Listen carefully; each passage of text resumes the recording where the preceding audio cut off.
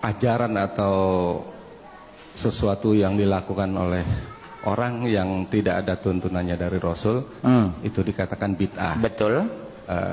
Pertanyaan saya, ada orang yang mengeluarkan pernyataan bahwa bid'ah itu tidak perlu ditanyakan dalilnya, tapi tanyakan dalil larangannya.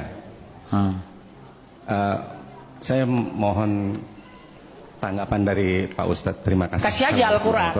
Jadi mereka itu ngeyel. Langsung cepat-cepat nak. Coba kak, surat 3336 sebelah surat 2451.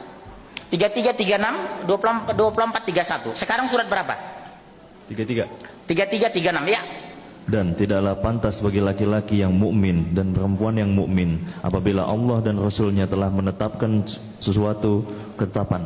Tidak pantas laki-laki mukmin dan perempuan mukmin padahal Allah sudah menetapkan hukum, cara sholat, cara mandi, ngurus jenazah, cara nikah. Terus akan ada pilihan yang lain bagi masih ada pilihan yang lain menjelang nikah. Apa? Siraman. Pernah nggak Khadijah siraman kok sebelum nikah? Istri Rasulullah berapa bu? 12.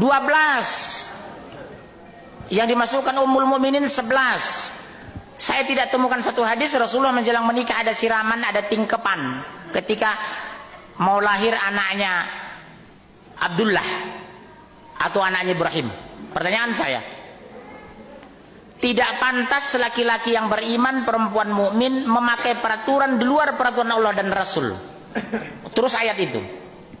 Dan barang siapa mendurhakai Allah dan Rasulnya, orang yang menantang Allah dan Rasulnya, bikin peraturan di luar peraturan Allah, disebut mengkhianati Allah. Apa terus? dia telah tersesat dengan kesesatan yang nyata. Bawa ayat ini pak. Islam itu satu, kitab itu Al-Quran. Rasul kita Muhammad bin Abdullah, ada nggak Rasul mencontohkan? Beliau itu uswatun hasanah, contoh yang sempurna dan paripurna.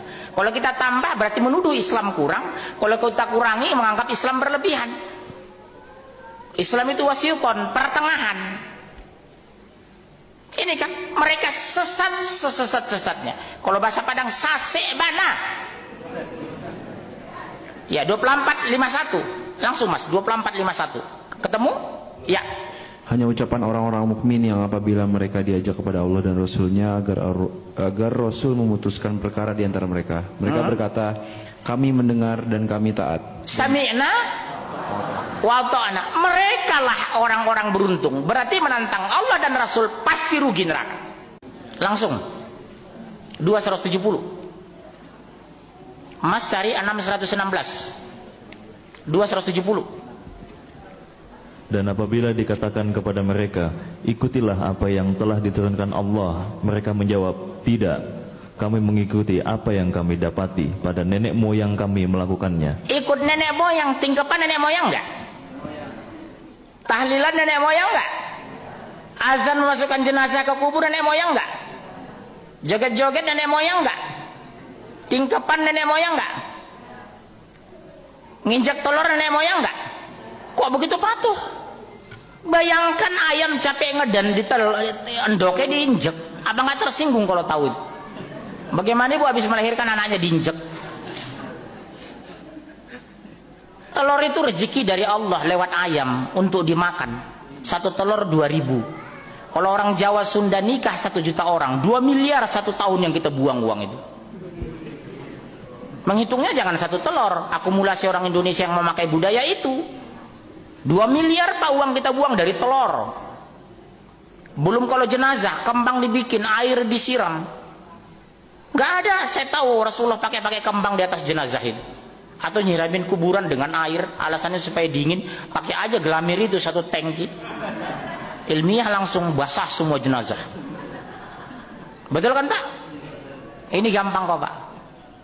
Bapak bilang begini, kalau ada yang menantang pak, bagaimana bapak menyikapi ayat ini?